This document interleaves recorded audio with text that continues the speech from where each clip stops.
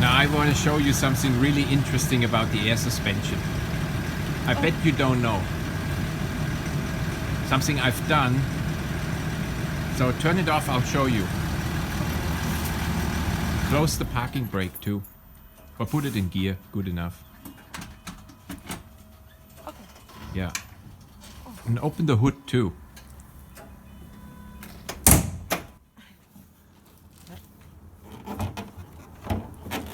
Good. Now do you know how to open this cover here with the fuses? Yes. No. Try Which it. one is the cover? This cover here. There's one Yeah. latch. Yeah, Don't I know. hurt yourself on it.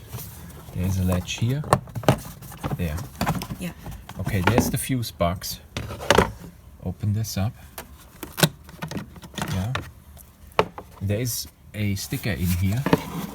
And the sticker shows here F26 is the height control. So that's the fuse we want to disable, but not right now. It's the third one from the bottom. 1, 2, 3. So it's here then. This one, it's not occupied. 2, 3, so it's this yellow one. Okay, the first step is that we measure the height of our rear suspension.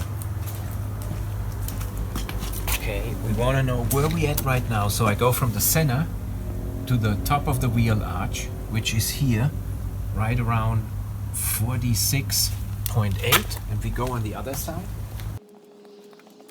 And this one is 47.8. And our driveway is not 100% straight. So I know when this vehicle is sitting on even ground, it's level, but I want to demonstrate it. How to correct it. Really easy, really simple. And the first step is, once we know the distance, is to bring the vehicle all the way up. I got to turn on the emergency lights. Okay, come a little closer.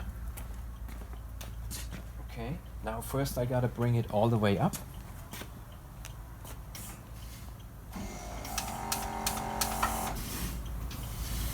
This is the normal height. Isn't this awesome? I like that so much. Okay, this got to be off-road height. Here we go. I hold it until it's all the way finished. Yeah? So this is off-road height. And now I got to take that fuse out so it doesn't lower down on me when I'm got my hands in there.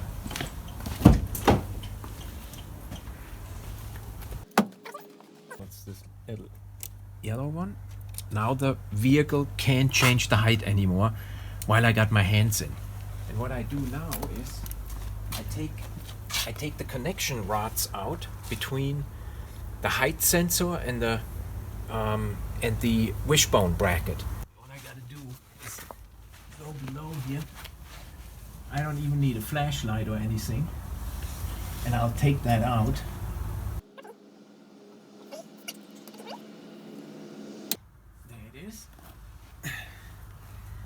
That is the connecting rod, and we'll take the other side out too.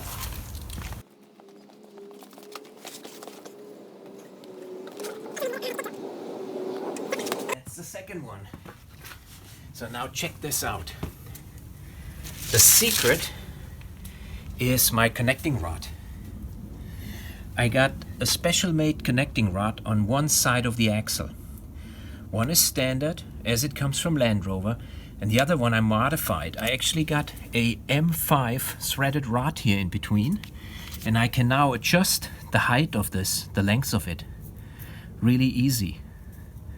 And I can crank this in as much as I want to get the height. And this way I can basically cheat the car's computer to think that it needs to re-level. I got the same setup in the front, so I can also level in the front from left to right. What I can't do is level from front to back. So if I got a wheel arch height in the front, which is a little higher than the wheel arch height in the back, I can't even this out, but that doesn't really matter, I think, if it's a centimeter off, but from side to side it does matter if it's a centimeter off. You would actually see that when you follow the car. So 2 of these rods, 2 of these modifications take care of this. And the way this is done is you use your little lathe you got in your basement, and you make yourself 2 aluminum pieces, put some thread in and a threaded rod, and then they are crimped on here and fastened with the crimping technique and also some Loctite, so that they really solid, they will not break. So 2 little pieces made up, cut this rod open here, filed it down a little bit round so it fits in. Very simple. Now that's an easy way. And yeah, so when I want to adjust this, I kind of guesstimate where it needs to be, then I adjust this rod and put it back in, re-level the car and measure it. After like 2 or 3 attempts, it's all nicely and even. So I put these back in.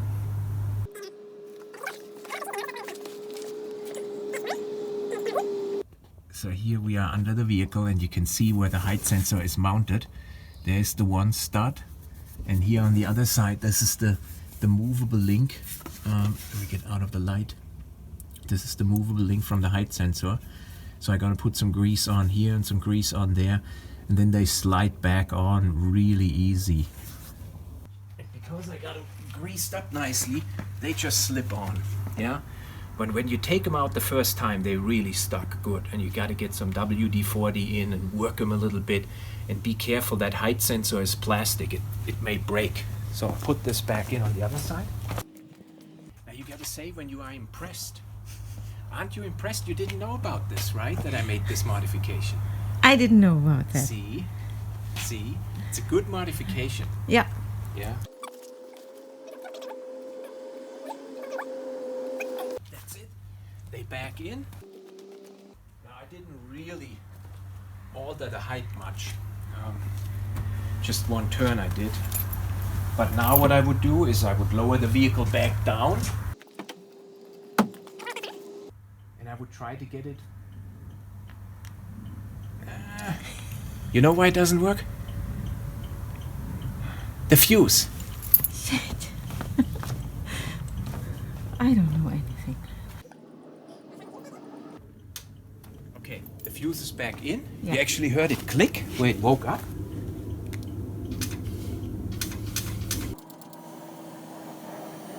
Get it all the way down and bring it up to normal ride height.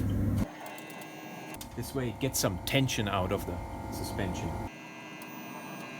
That gotta be it. Yeah? And now, what I gotta do is verify my dimension and make my adjustment as necessary. Well, it made 3 millimeters. That's the one I adjusted. But that's most likely the repeatability is gonna be just about 3 millimeters, maybe 5. It doesn't really raise and lower by a millimeter. So you kind of have to take the average out of a few attempts. It also makes a difference if you adjust it when it's on solid ground, because it puts some stress in the suspension and it's not that repeatable. But that's how I got this done without using a programming tool. Just a lathe, what everybody got at home, you know, in the basement.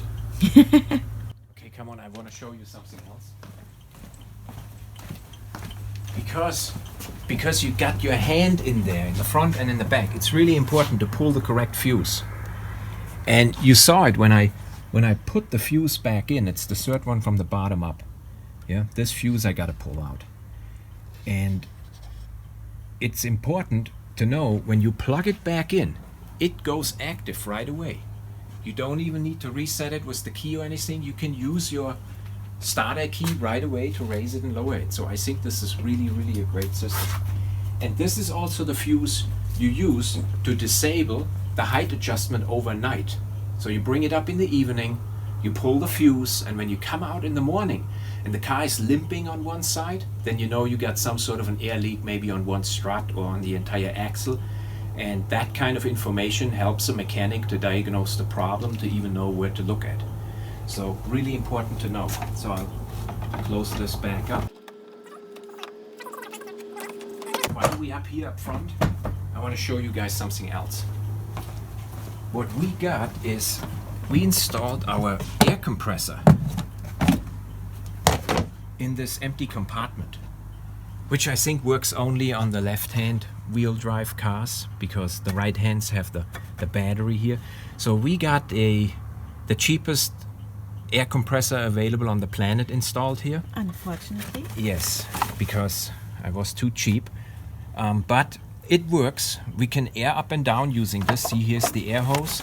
And all I gotta do is connect this over there to the battery and then it's ready to go.